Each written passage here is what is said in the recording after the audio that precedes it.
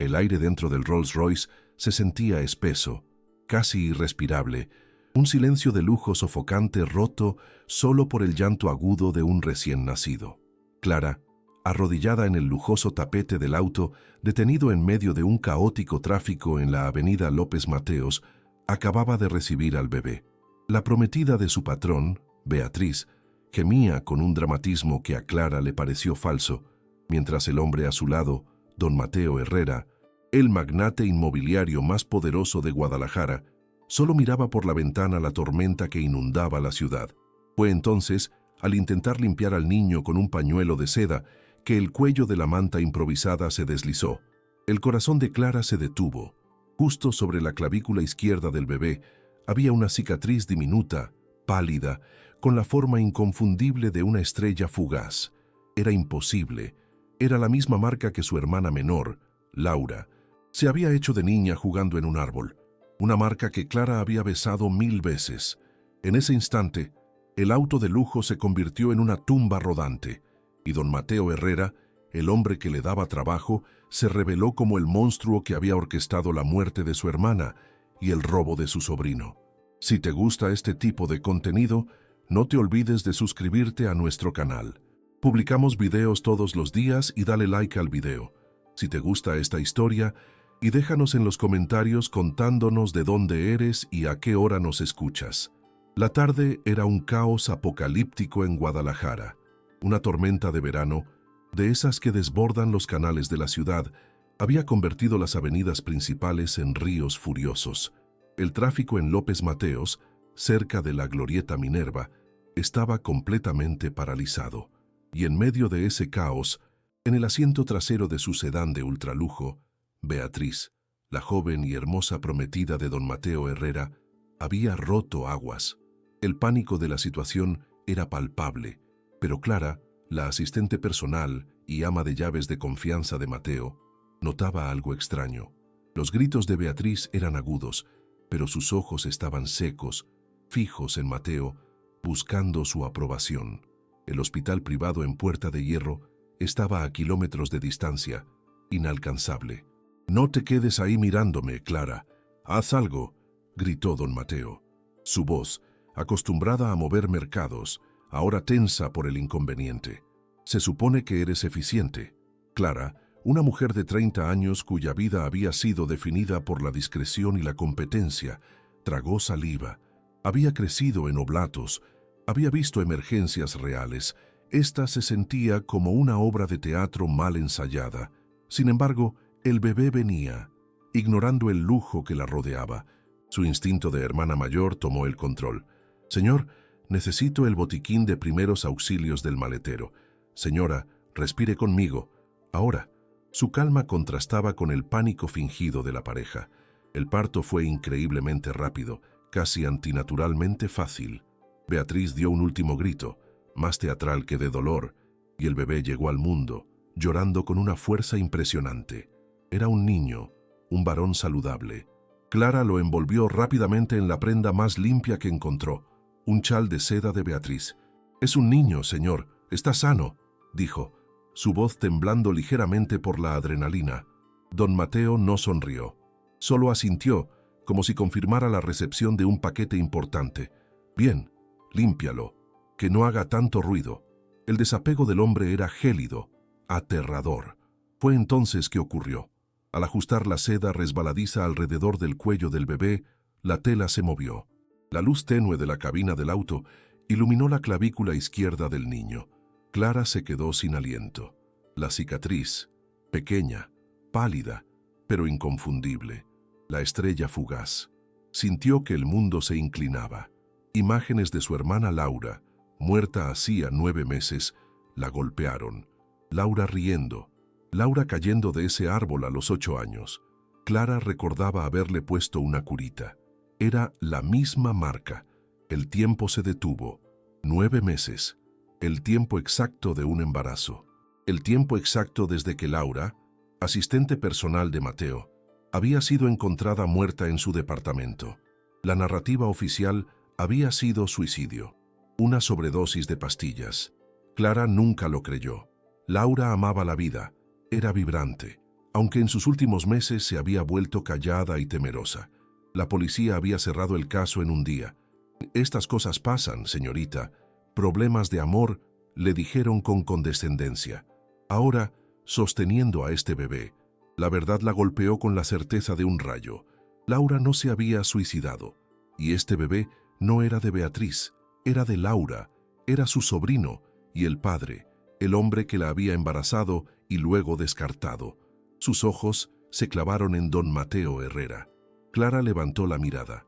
Sus ojos, normalmente bajos y respetuosos, ahora eran dos brasas de acusación.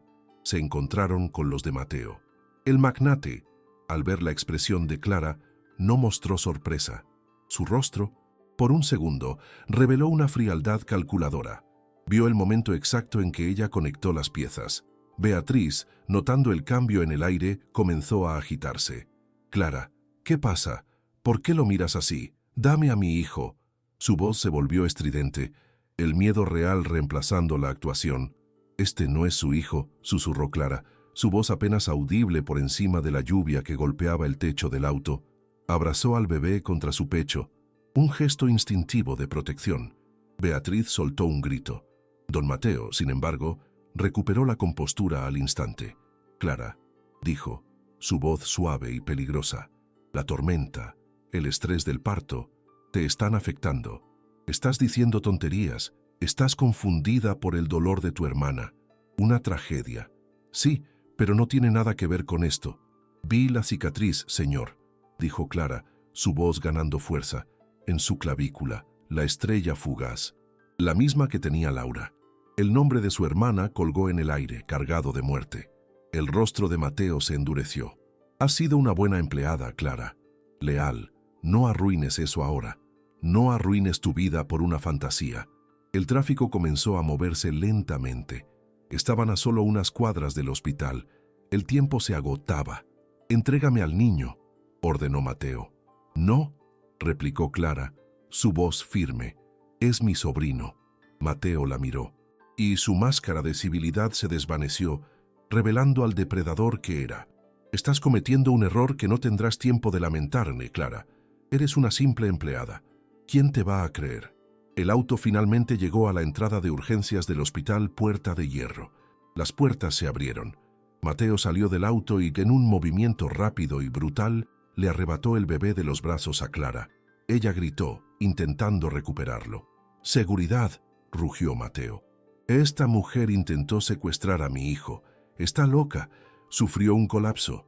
Los guardias del hospital, reconociendo al magnate, se abalanzaron sobre Clara. Beatriz, jugando su papel a la perfección, lloraba desconsoladamente. Quería llevarse a mi bebé. Decía cosas horribles sobre su hermana muerta. La trampa era perfecta, brillante en su crueldad. En menos de 30 segundos, Clara pasó de ser la asistente heroína a una secuestradora desequilibrada. «Es mentira. Es hijo de mi hermana», gritaba, pero los guardias la sujetaban con fuerza. Mateo la miró por encima del hombro, sus ojos grises llenos de triunfo gélido. «Asegúrense de que no vuelva a acercarse a mi familia. Está despedida». Clara fue arrastrada y arrojada a la acera mojada, bajo la lluvia, mientras veía a Mateo y Beatriz entrar al hospital como la pareja víctima, acunando al bebé que le habían robado. Clara pasó la noche en una celda fría en la comisaría local. Los guardias del hospital la habían entregado por intento de secuestro y agresión. La palabra de don Mateo Herrera era ley en esa ciudad. Nadie escuchó sus súplicas. Al día siguiente, un abogado de oficio le dijo que su única opción era declararse culpable de un cargo menor por exalteración del orden si Mateo retiraba los cargos graves, lo cual, generosamente, hizo. Fue liberada 24 horas después, humillada, despedida, con antecedentes y con su reputación destrozada. La maquinaria de Herrera la había neutralizado en un día. Regresó a su pequeño apartamento en un barrio de clase trabajadora cerca de Oblatos. El lugar se sentía vacío, lleno de fotos de Laura. La rabia y el dolor eran tan intensos que la paralizaban. Sabía la verdad, pero vivía en un mundo donde la verdad no importaba si el dinero decía lo contrario. Los periódicos locales, en las secciones de sociales, elogiaban el milagroso nacimiento. del heredero Herrera, Ricardo, y mencionaban brevemente el triste incidente con una empleada mentalmente inestable. La habían borrado del mapa. Pasó la primera semana en un estupor de dolor, pero la imagen de esa cicatriz la despertaba por las noches. No podía dejarlo así. No podía dejar que el asesino de su hermana criara a su hijo. Comenzó a buscar ayuda. Se acercó a abogados. Los primeros, los de los grandes despachos en la zona financiera, la escucharon con una sonrisa condescendiente y la despacharon en cuanto oyeron el nombre Herrera. Conflicto de intereses. Caso infundado. Le recomendamos terapia, señorita. Se dio cuenta de que necesitaba un tipo diferente de abogado.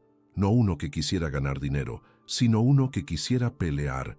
Recordó un nombre que Laura había mencionado una vez, en una conversación casual. Conocí a un abogado hoy.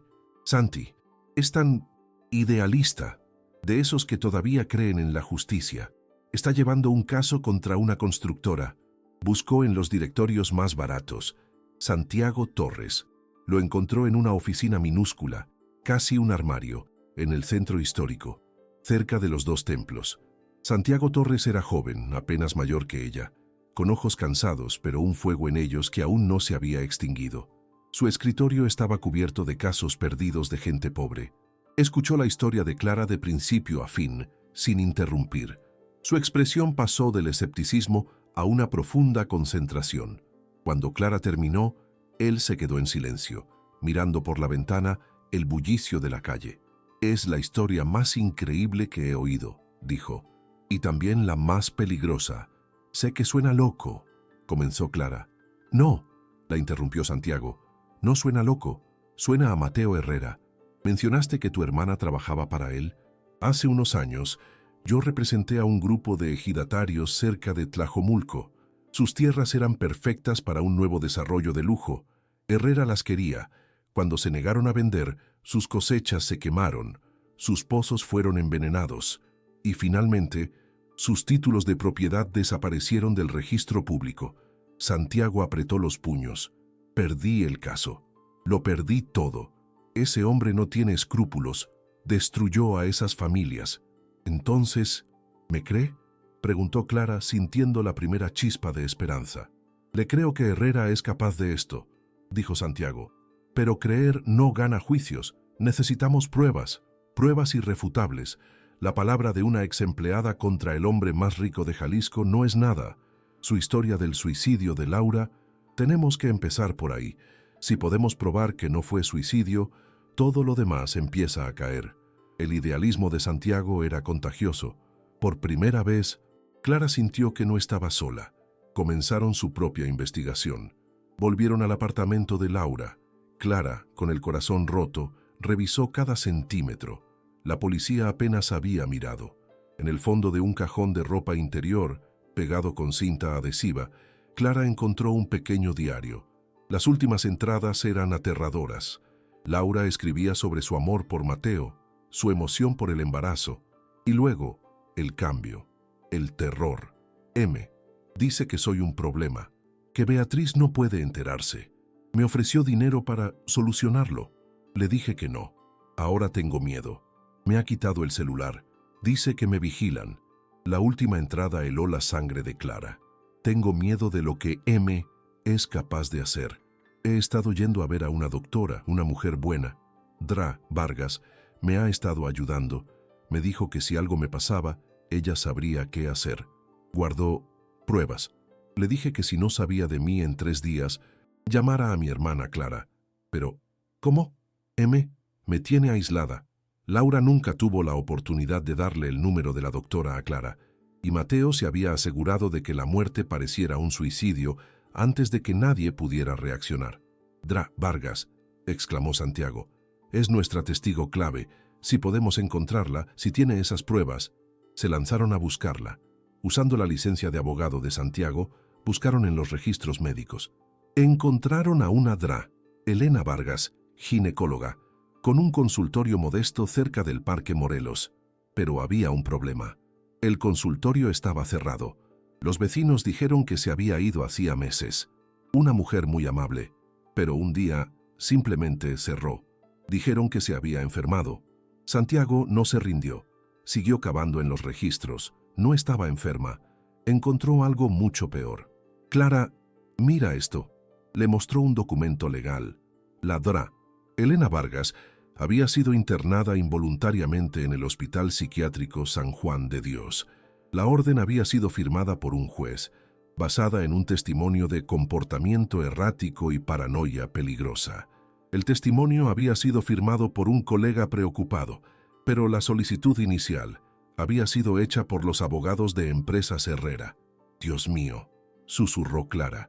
No solo la amenazó, la encerró. La hizo pasar por loca para desacreditarla antes de que pudiera hablar. Santiago sintió un escalofrío. El nivel de crueldad de Mateo era profundo. Tengo que verla, dijo Santiago. Tengo derecho como abogado a visitar a un paciente si sospecho de internamiento ilegal. Fue una batalla, pero finalmente consiguió el permiso.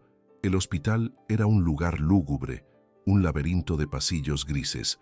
Encontraron a la Doca Asiwi, Vargas, en un cuarto compartido. Era una sombra de la mujer profesional de la foto de su licencia. Estaba pálida, delgada y fuertemente medicada. Sus ojos, sin embargo, se aclararon cuando vio a Clara. ¿Tú eres? Soy Clara, la hermana de Laura Ramírez. La doctora se aferró a su mano, las lágrimas brotando. Lo sabía que vendrías. Laura, esa pobre niña. La mató, Clara. Él la mató. La doctora les contó la historia entre sollozos y la confusión de las drogas. Laura había sido su paciente. Mateo la había amenazado. Laura estaba aterrada, pero decidida a tener a su bebé. La DRA Vargas, temiendo por la vida de Laura, había hecho algo extraordinario. Hice una extracción de sangre, de Laura y de él. Ella me trajo un cepillo de dientes de él. Hice una prueba de ADN prenatal. Es su hijo. Tengo los resultados. ¿Dónde están?, preguntó Santiago, su corazón latiendo con fuerza. Los originales, sus hombres. Vinieron a mi consultorio. Lo destrozaron todo. Pero yo sabía que vendrían. Hice una copia de todo. El ADN, mis notas, las amenazas de voz que grabé de él. Se lo di a la única persona en quien confiaba. Mi hermano es un periodista de investigación, pero está escondido. Mateo también lo está buscando. Este era el giro que necesitaban. Ladra Vargas les dio el nombre.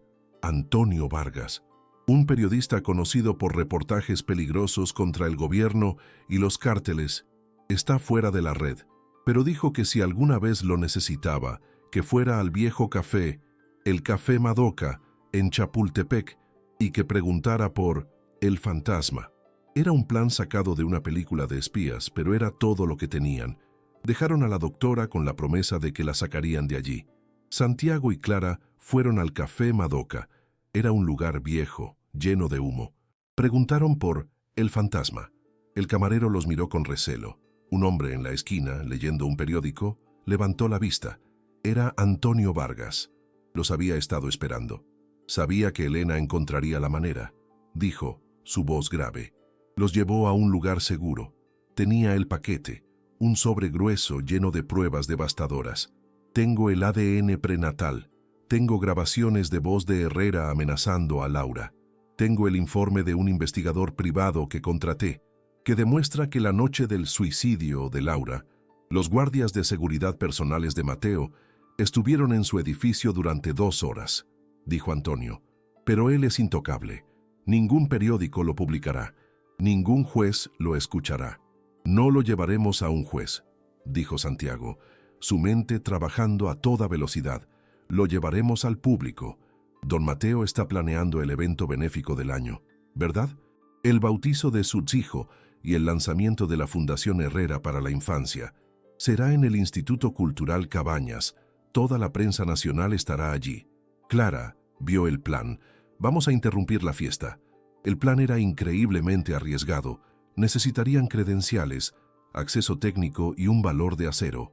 Antonio usaría sus contactos de prensa para infiltrarlos a ellos y a un equipo de cámara independiente. Santiago preparó la presentación legal. Clara, mientras tanto, tenía una tarea más personal.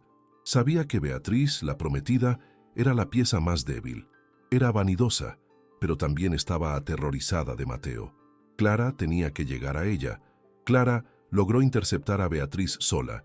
Durante una de sus compras de lujo en The Landmark, se enfrentó a ella en el estacionamiento subterráneo. Beatriz casi grita: «¡Aléjate de mí, loca!». «No estoy loca si tú lo sabes», siseó Clara. «Sé que el bebé no es tuyo. Sé que Mateo mató a mi hermana. Y tengo las pruebas, el ADN, las grabaciones. Cuando él caiga, ¿crees que te protegerá? Te hundirás con él. Eres cómplice de un asesinato y un fraude». El rostro de Beatriz se descompuso. El terror puro reemplazó a la arrogancia. ¿Qué quieres?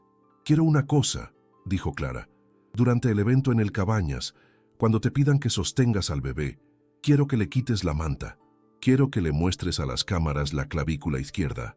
Haz eso, y testificaré que fuiste coaccionada, que fuiste una víctima más de Mateo». Beatriz, atrapada, asintió temblando. La alianza más improbable se había formado. La noche del evento, el Instituto Cultural Cabañas estaba deslumbrante. La élite de México caminaba por los patios históricos bajo los murales de Orozco. Don Mateo Herrera estaba en su elemento, sonriendo, aceptando felicitaciones. Sostenía al bebé Ricardo en sus brazos, presentándolo como su legado. «Mi hijo», anunció desde el escenario, «es la inspiración para esta fundación. Un símbolo de nueva vida. Las cámaras lo adoraban. Una vida que comenzó con una muerte». La voz de Santiago Torres resonó en todo el patio, amplificada por el sistema de sonido. Antonio había logrado tomar el control desde la cabina técnica. Las pantallas gigantes, que mostraban el rostro sonriente de Mateo, de repente mostraron el rostro serio de Santiago. «Buenas noches. Mi nombre es Santiago Torres, y estoy aquí para contarles la verdad sobre el heredero de don Mateo». El pánico se apoderó de Mateo. «Apaguen eso. Seguridad. Arresten a ese hombre». Pero Antonio había bloqueado el sistema. La seguridad corría en círculos. En las pantallas apareció la foto de Laura. «Esta es Laura Ramírez, la verdadera madre de ese niño. Y esta», dijo Santiago, «es la prueba de ADN prenatal que confirma que Mateo Herrera es el padre». El documento apareció claro como el día. Un murmullo de horror recorrió a la multitud. «¡Mentiras! ¡Difamación!», gritó Mateo desde el escenario. «Es una falsificación». «No es una falsificación», continuó la voz de Santiago. «Como tampoco lo son estas grabaciones». De los altavoces salió la voz fría de Mateo. «El embarazo es un problema, Laura, y los problemas se eliminan. No me obligues a eliminarte a ti». La multitud jadeó. Clara, que había entrado con Santiago, caminó hacia el escenario. Los guardias intentaron detenerla, pero la multitud, ahora fascinada y horrorizada, la dejó pasar. Subió los escalones, su mirada fija en Mateo. «Se acabó, Mateo. Dile a todos la verdad». Mateo, acorralado, la miró con odio puro. «Nunca». «Entonces, ella lo hará», dijo Clara, mirando a Beatriz. Beatriz estaba paralizada por el miedo, sosteniendo al bebé. Mateo la miró. «No te atrevas, Beatriz». Pero Beatriz, viendo su propia vida desmoronarse, sabiendo que Clara le ofrecía la única salida, miró a las cámaras y luego al bebé. Con manos temblorosas, desabrochó el mameluco de diseñador del niño. Apartó la tela. Las cámaras hicieron zoom. Allí, en la pequeña clavícula, bajo las luces brillantes del escenario, visible para todos, estaba la inconfundible cicatriz en forma de estrella fugaz. Fue la prueba visual, la bala de plata que confirmó todo lo que Santiago había dicho. El silencio fue total, seguido de un estallido de flashes y gritos de los periodistas. Beatriz se derrumbó, llorando. «Él me obligó a fingir todo. Tenía miedo de él». Mateo, viendo que todo estaba perdido, que su reputación, su imperio y su libertad se habían evaporado en 30 segundos, intentó huir del escenario. Pero la policía, alertada por Antonio, ya estaba allí. Don Mateo Herrera está arrestado bajo sospecha del asesinato de Laura Ramírez y el secuestro de la Dra. Elena Vargas. Clara se acercó y tomó al bebé de los brazos de la temblorosa Beatriz. El niño, ajeno al drama, la miró con ojos curiosos. Clara lo abrazó contra su pecho, sintiendo por fin el peso de su sobrino, el peso de la justicia. «Te tengo», le susurró, las lágrimas corriendo por su rostro. «Te tengo, Ángel». Lo había rebautizado. Ya no era el heredero de una mentira, sino el legado de su hermana. El juicio fue el escándalo del siglo en Jalisco. Con el testimonio de Beatriz, las pruebas de Antonio y la declaración de la declaratoria Vargas, ahora liberada, Mateo Herrera fue condenado. Sus crímenes, desde el fraude inmobiliario que arruinó a la familia de Santiago hasta el asesinato de Laura, lo enviaron a prisión por el resto de su vida. Su imperio se desmoronó, vendido por partes para pagar las demandas. Clara obtuvo la custodia total de su sobrino, Ángel Ramírez. La Periles. Vargas fue completamente exonerada y recuperó su licencia. Antonio Vargas se convirtió en el periodista más respetado del país, y Beatriz, habiendo cooperado plenamente, recibió una sentencia suspendida, desapareciendo de la vida pública para siempre, una figura trágica de su propia ambición. Santiago Torres se convirtió en uno de los abogados más solicitados de México, pero solo aceptaba casos que importaban. Él y Clara, forjados en esa batalla, se enamoraron. Se dieron cuenta de que sus luchas separadas los habían estado preparando para encontrarse. Juntos, criaron a Ángel como su propio hijo, en una casa llena del amor y la verdad que a Laura le habían negado. Años después, Clara, Santiago y un joven Ángel caminaban por la orilla del lago de Chapala. El sol se ponía, pintando el agua de naranja. Ángel corría delante, persiguiendo a las gaviotas. Clara lo observaba, su corazón lleno. Había pasado de ser una asistente invisible a una fuerza de la naturaleza. Había enfrentado al monstruo más grande de su ciudad y había ganado, no con dinero ni poder, sino con la verdad y un amor inquebrantable por su hermana. Con los fondos recuperados de la demanda civil contra el patrimonio de Herrera, Clara y Santiago abrieron la Fundación Laura Pina, un centro de ayuda legal y refugio para mujeres víctimas de abuso de poder, dirigido por la doctora Elena Vargas. El Instituto Cabañas, escenario de la caída de Mateo, ahora albergaba la gala anual de recaudación de fondos de la fundación, un símbolo de cómo la justicia había reclamado el espacio. Ángel creció conociendo la historia de su madre, no como una víctima, sino como una mujer valiente, y conocía la historia de su tía, la mujer que había movido el cielo y la tierra para salvarlo. La cicatriz en su clavícula ya no era un secreto que debía ocultarse, sino un recordatorio de que, incluso en la oscuridad más profunda, una pequeña estrella fugaz puede iluminar el camino hacia la verdad. La historia de Clara Ramírez se convirtió en una leyenda en Guadalajara, un testimonio de que la justicia no siempre pertenece a los ricos y poderosos. A veces, pertenece a aquellos con el corazón más fuerte. Ella había perdido a su hermana, pero había ganado un hijo y había encontrado el amor, demostrando que la superación no es olvidar, sino construir un futuro mejor sobre las ruinas del dolor. El imperio de Herrera era polvo, sus edificios de lujo ahora solo rascacielos vacíos, pero la fundación de Laura estaba viva, creciendo cada día, salvando vidas. Clara miró a Santiago, quien le tomó la mano.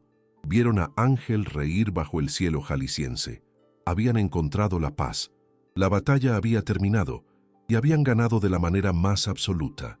Habían sobrevivido, habían sanado y habían prosperado.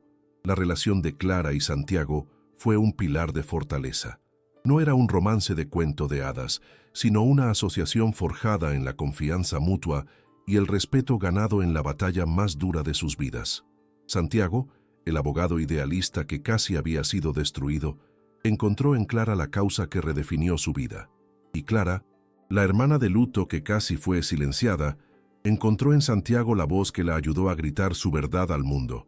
El pequeño Ángel creció con la inteligencia aguda de su padre biológico, pero con la compasión y la integridad de su tía Clara y su padre adoptivo, Santiago, la naturaleza contra la crianza.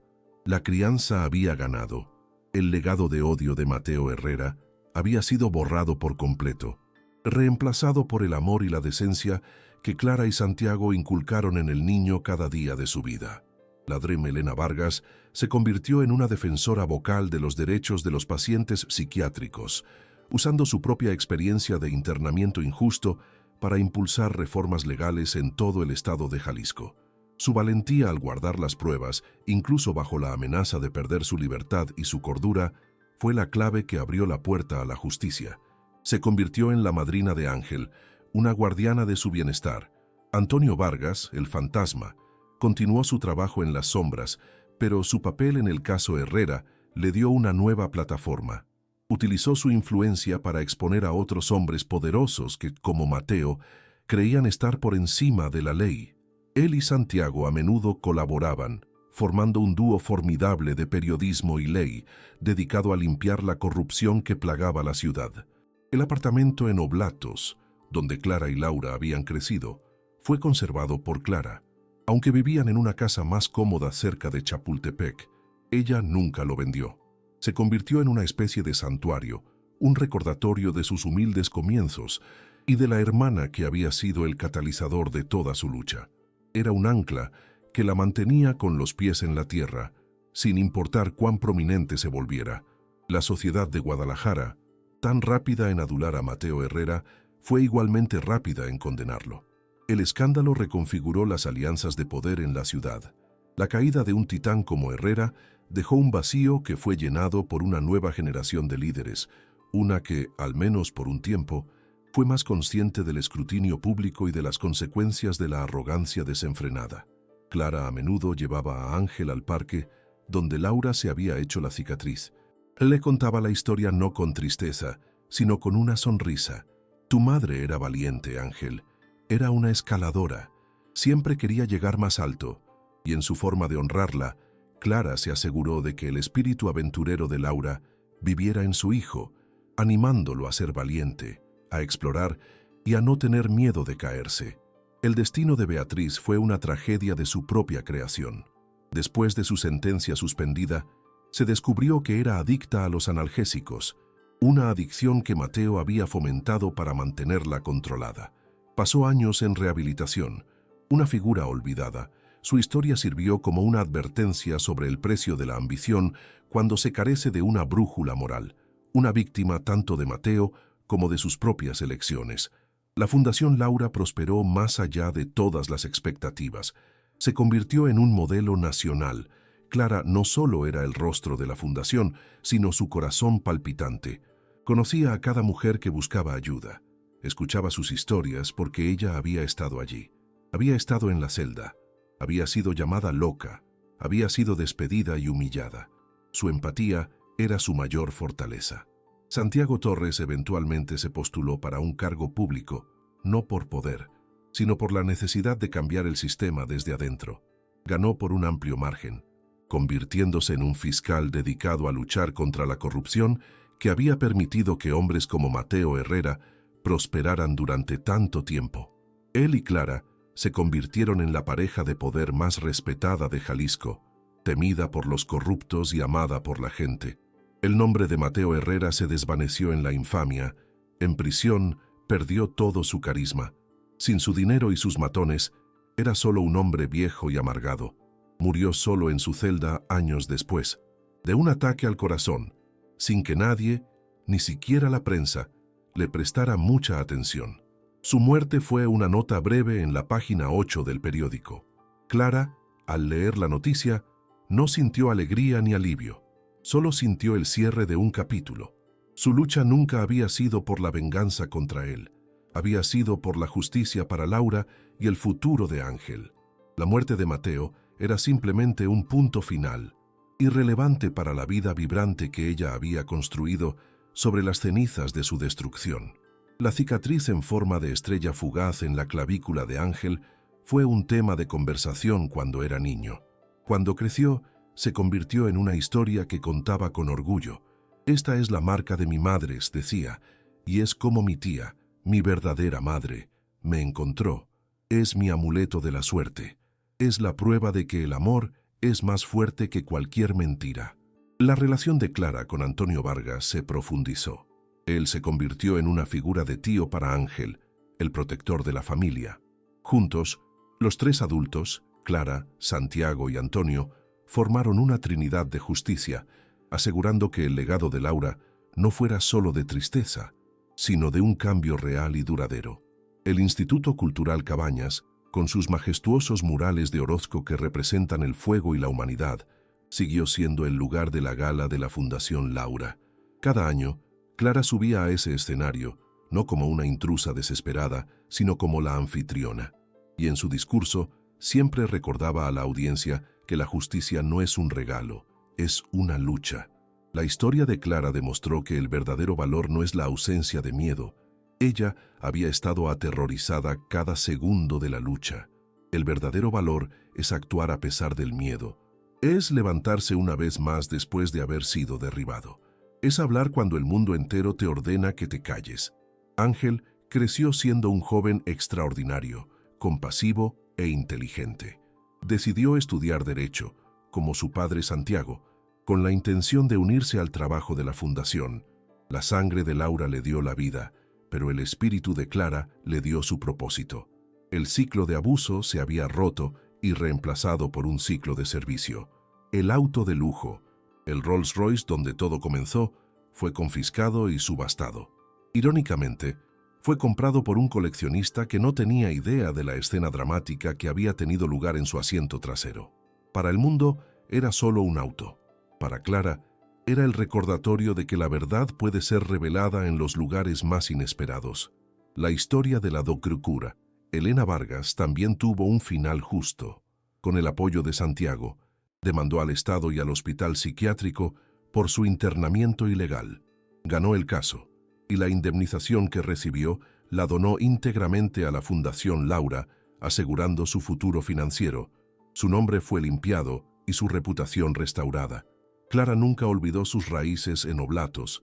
Se aseguró de que la Fundación tuviera una oficina satélite allí, ofreciendo servicios legales y médicos gratuitos a la comunidad que la vio crecer. Entendió que la justicia, para ser real, debe ser accesible para todos, no solo para aquellos que pueden permitírsela. La antigua oficina de Santiago, ese pequeño armario cerca de los dos templos, fue preservada por él. La mantuvo como un recordatorio de sus propios comienzos humildes, un lugar al que iba cuando necesitaba pensar, un símbolo de que incluso el abogado más pequeño puede derribar al gigante más grande si tiene la verdad de su lado. Beatriz, después de años de silencio, escribió un libro, Una confesión pública. Detalló el abuso psicológico y el control coercitivo que Mateo había ejercido sobre ella. No se exculpó de sus acciones, pero proporcionó un contexto que la humanizó. Donó todas las ganancias a la Fundación Laura, en un intento final de enmendar el daño que había ayudado a causar. La historia de Clara, Santiago, Laura y Mateo se convirtió en una leyenda moderna de Guadalajara. Una historia de advertencia sobre la arrogancia del poder y una historia inspiradora sobre la fuerza del espíritu humano. Demostró que el dinero puede comprar el silencio por un tiempo, pero no puede comprar la verdad para siempre. En el 10º aniversario de la Fundación, Clara se paró en el escenario del Cabañas. El patio estaba lleno de cientos de personas cuyas vidas habían sido cambiadas por su trabajo. Miró a Santiago y a Ángel, ahora un joven alto, en la primera fila. Tomó el micrófono, su voz ya no temblando, sino llena de una autoridad tranquila. Hace 10 años, comenzó. En este mismo lugar, un hombre poderoso fue expuesto por sus crímenes. Pero esta fundación no se trata de su caída, se trata del legado de mi hermana, Laura. Se trata de asegurarnos de que cada voz que intente ser silenciada sea escuchada. Se trata de luchar por aquellos que creen que están solos. Nos enseñan a tener miedo de los gigantes, continuó. Ya nos enseñan que el poder es invencible, pero esa noche aprendí algo. Aprendí que el poder de un hombre como Mateo Herrera se basa en el miedo, y en el momento en que dejas de tener miedo, en el momento en que decides luchar, su poder se desvanece como el humo. La verdad, dijo, es una fuerza de la naturaleza. Puede ser represada, puede ser desviada, puede ser ocultada, pero eventualmente siempre encuentra su camino hacia el mar. Nuestra única tarea es seguir cavando el canal. Su discurso fue recibido con una ovación de pie. Más tarde esa noche, en casa, Clara guardó el premio que había recibido. Se detuvo frente a un espejo y se miró. Vio las líneas de la edad alrededor de sus ojos, líneas de preocupación, pero también de risa y de victoria. Ya no era la asistente invisible, era una guerrera, era una madre, era una líder. Tomó una foto enmarcada de Laura de su mesita de noche. «Lo hicimos, hermana», susurró. «Tu hijo está a salvo, y tu nombre significa esperanza». Sintió una paz que había tardado una década en asentarse por completo. El dolor por la pérdida de Laura nunca desaparecería, pero había sido eclipsado por el amor por Ángel y la satisfacción de la justicia cumplida. El legado final no fue la caída de Mateo Herrera, sino el ascenso de Clara Ramírez. No fue la historia de un asesinato, sino la historia de una resurrección, la de un niño robado, la de un abogado destruido, la de una doctora silenciada y la de una hermana que convirtió su dolor en la fuerza más poderosa de todas. La superación fue total,